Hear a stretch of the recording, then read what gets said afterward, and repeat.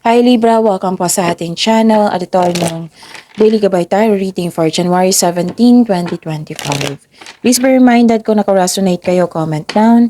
Kung hindi kayo naka-resonate, ibigay niyo po sa iba kasi general reading po ito.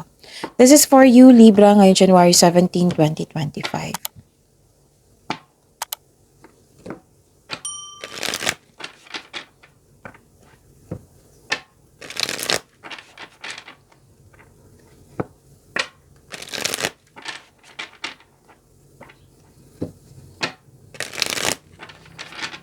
Para po ito sa inyo Libra ngayong January 17, 2025. Maraming salamat po sa inyong patuloy na suporta at maraming salamat din po sa mga hindi nag-skip ng ads. Gamitin ang reading na ito bilang gabay lamang. Sa mga hindi pa nag-subscribe, subscribe na po kayo at click bell notification para malaman nyo na may bago tayong video. Para sa mga gusto magpa-reading po, may lumabas dyan sa screen nyo ngayon. Panoorin nyo po at sundin ang instruction. Spirit Guide, mga ganap pa para kay Libra ngayong January 17, 2025. I need 3 cards po.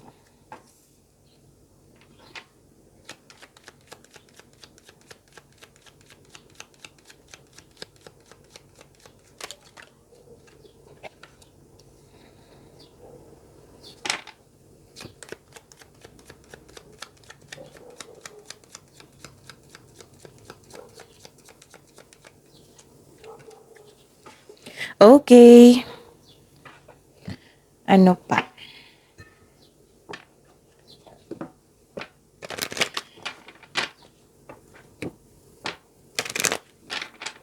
Spirit Guide, mga mensahe po para kay Libra ngayong January 17, 2025. I need 3 cards po.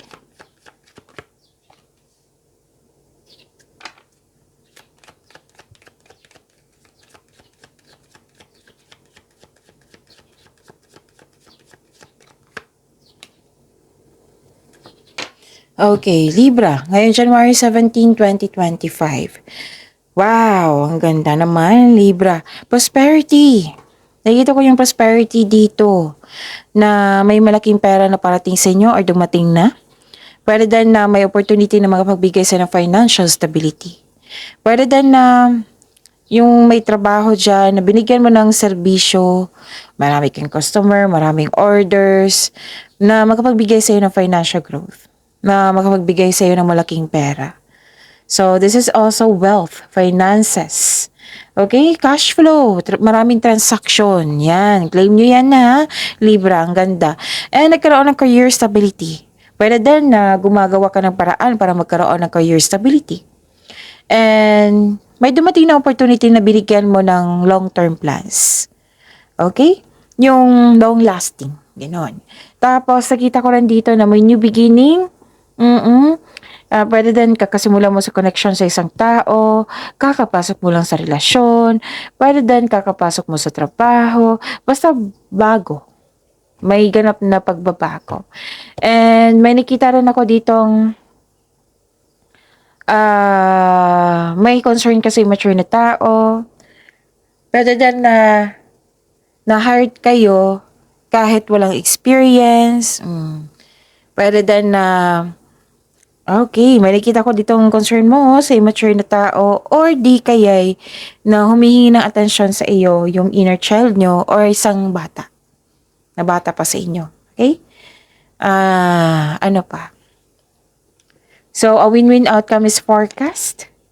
So, may new beginning ha, pay attention din kasi lumabas din siya kay Gemini. Sa inyo din, 2 card na nagsabi dito. And the answers you need are coming. So, kung naghahanap ka ng sagot sa inyong mga tanungan, solusyon sa inyong problema, parating na po ito. Spirits Guide, ano po yung energy ni Libra ngayong January 17, 2025?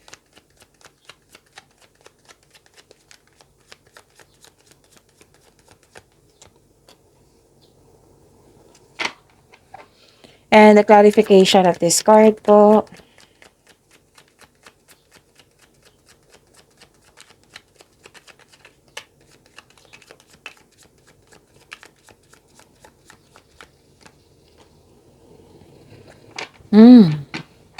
Kung may narinig kayo or may nakita kayong repeating message, meaning to say, pinupush ng cards niyo yan. Kasi ang ilan sa inyo hindi pa binigyan ng atensyon. Na kung maaari din po, bigyan niyo po ng solusyon at aksyon. Remember, Libra, at the end of the day, alam mo na ikaw lang taong may kakayahan at responsable na gumawa ng sarili mong katotohanan at kinabukasan. So ano yung energy ni Libra? Nakikita ko dito na nagkaroon na pressured kayo. Exhausted din. Pwede din marami kayong trabaho ngayon. So, paalala ng card nyo, huwag kayo mag-say yes ng yes kung hindi naman kaya sa inyong schedule para maiwasan yung pagka-burnout. Napapressure kayo dito, exhausted kayo. It might be may nag-demand sa inyo dyan, nahihirapan ka. Pwede din na pinipressure mo yung sarili mo, naging perfectionist ka, kaya na-burnout kayo. Or sobrang, okay, sabi po ng card dito, subukang kunin mo lamang kung ano ang maari mong kunin. Okay? Para hindi kayo mahirapan, para hindi kayo ma-burn out. Para hindi kayo ma-pressure po. Exhausted ka dito eh. Pwede din, na-bothered ka kasi may natanggap kayong chismis. Bago maniwala, alamin niyo muna kung totoo ba yan o hindi. Mag-ingat kayo sa taong manuloko. Parati kung lumalabas sa inyo Libra, sino ba yan? Mag-ingat pa daw kayo sa taong manloloko. Pwede din may nagbibigay ng pressure sa iyo, marami siyang demand, or exhausted ka na kasi maraming gawain, or marami kang iniisip kasi may intriga din dito. Yung mga sabi ng card nyo dito, alamin nyo muna kung totoo ba yan or hindi, at mag-ingat kayo sa taong manloloko na may masamang hangarin, may masamang intensyon. Or di kaya naging perfectionist kayo sa isang bagay kaya nape-pressure kayo.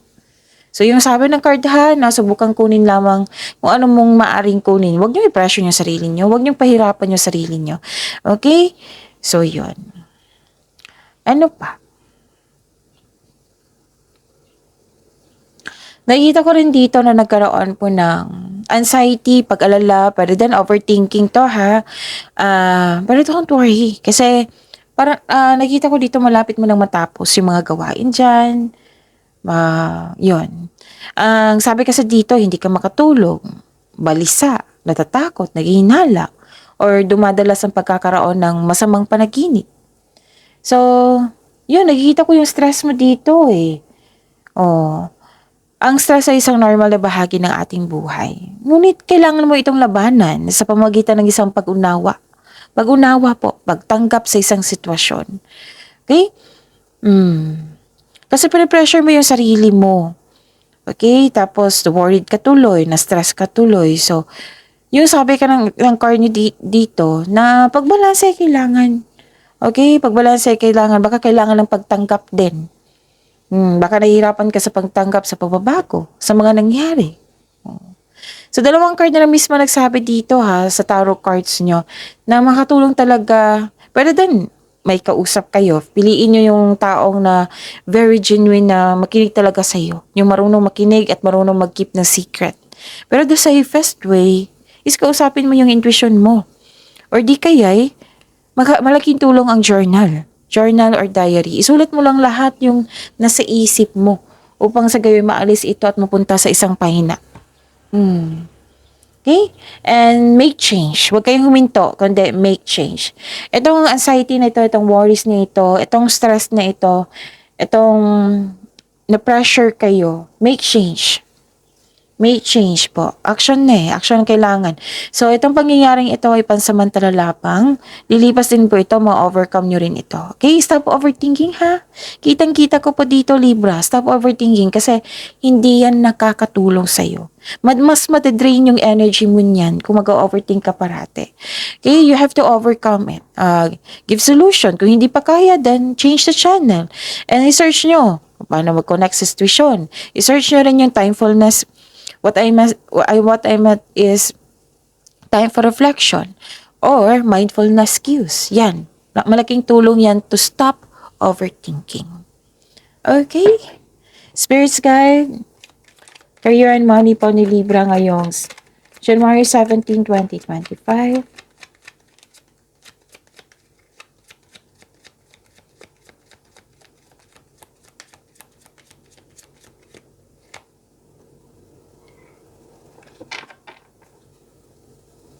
And the clarification of this card po.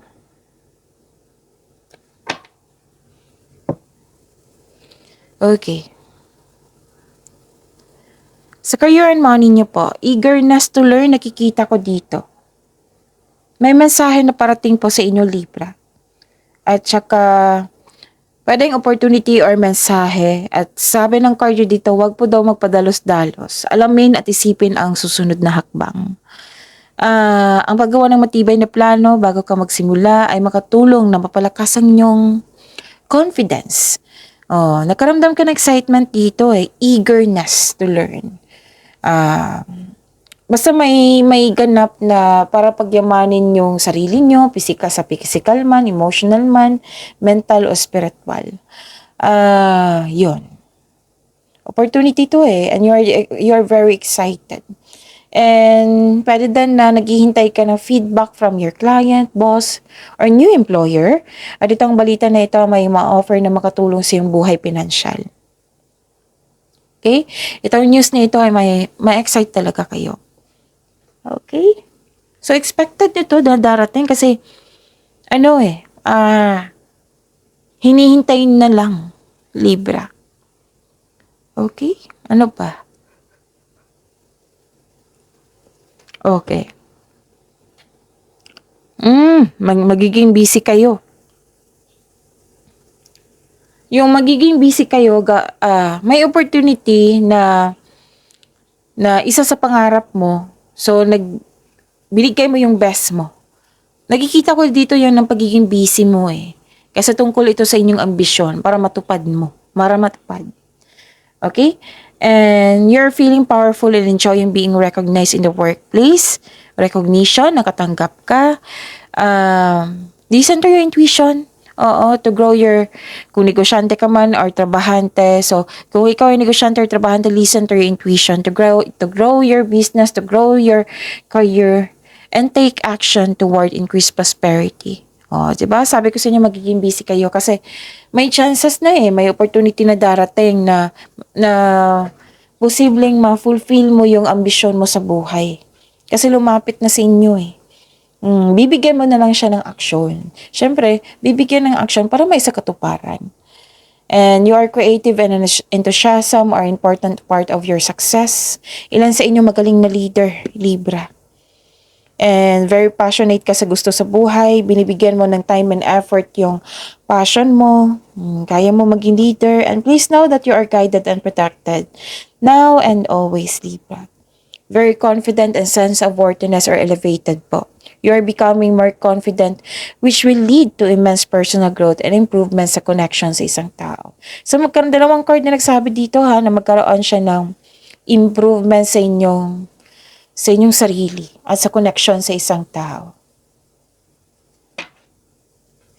Spirit's Guide, Love Life, Self-Love, Partnership, and Romance ni Libra ngayong January 17, 2025.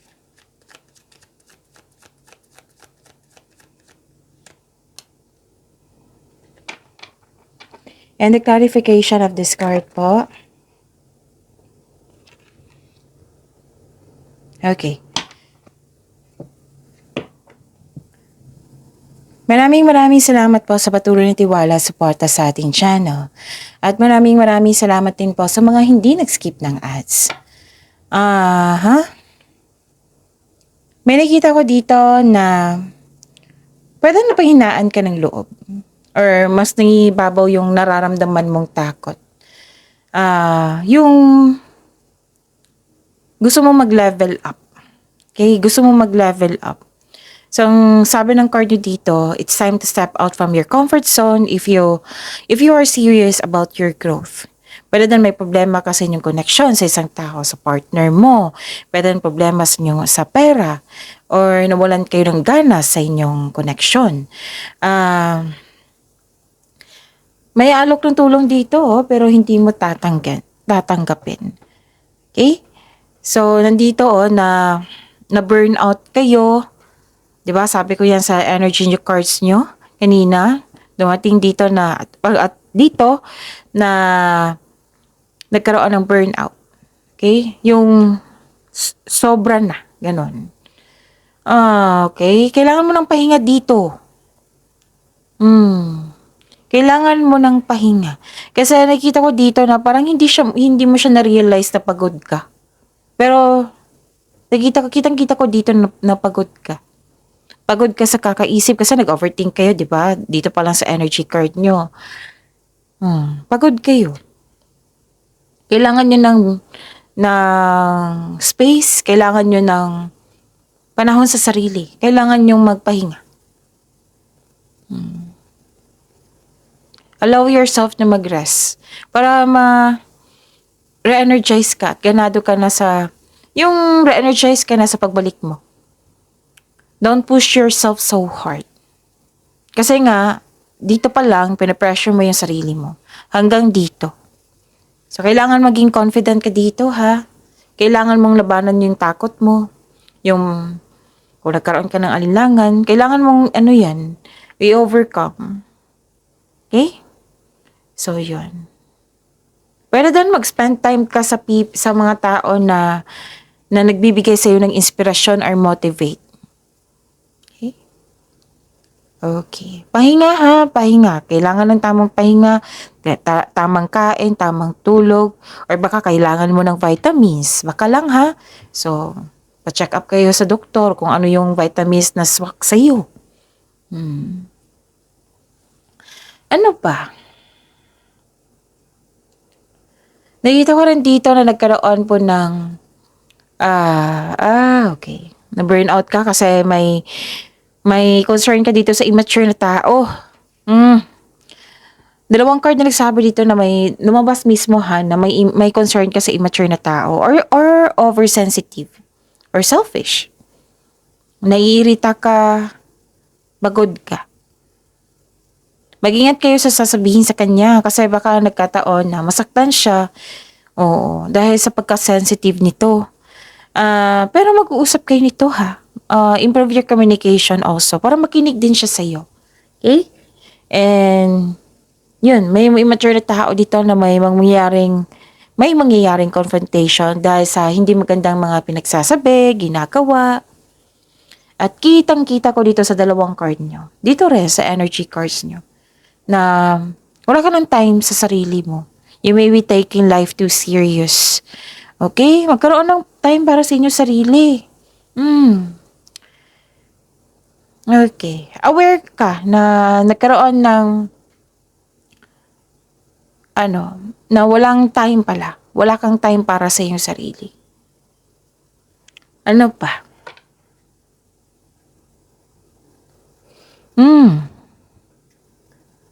Nakikita ko rin dito na yun nga dalawang card na mismo nagsabi dito. No, tatlong card na nagsabi dito na may concern ka sa hindi marunong magpahalaga. May selos na ganap. May concern sa materialistic or hindi marunong mag-handle ng money. May taong hindi maasahan dito. Mag-uusap kayo nito kasi dalawang card na din nagsabi dito na kakausapin mo siya. Instead of getting angry, mag-usap kayo na about sa expectation mo, about yung gawa kayo ng adjustment para magkasundo kayo. Pwede din na-disappoint kayo dito kasi may taong nangihimasok sa inyong desisyon. Ginugulo yung desisyon mo. So, pay attention. Okay? Ano pa? May nakita rin ako ditong drain. Nakaka-drain talaga yung overthinking na yan. Diba sabi ko yan sa inyo kanina, makaka-drain yung energy niyan. Drain ka dito nauubusan ka ng lakas. Pwede din na-drain ka pwedeng concern to sa'yo ha, pwedeng concern mo sa isang tao. Kasi may nakita ko ditong partying too much or mahilig sa alak. Or may isang tao na friendship to pwedeng friendship ito na malapit sa inyo. Na may ganap na gossip, boundary, yung hindi magandang turing sa'yo. Na hindi kayo nagkaroon ng pagkakaunawaan. Okay? Tapos may nakita ko dito nakipag-inuman, nakipag-flirt, magkakaroon ng affair. So, beware. Okay? At least alam nyo, kung committed na kayo, iwas lang kayo sa temptation. Okay? Kasi sakit sa ulo yan. Oh, ano to eh, minsan kasi ano natin na, hindi natin ma-realize na akala natin inspiration, yun pala temptation. It might be tungkol to sa inyo, or tungkol mo sa concern mo sa isang tao. Iwas na lang tayo sa sakit ng ulo kasi sakit sa ulo yung temptation na yan eh. So protect your inner peace, Libra. Know your worth. Protect your inner peace. Okay, pagyamanin niyo po yung blessings sa binigay sa inyo, Libra.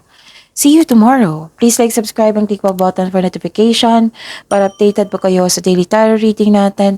Maraming salamat po.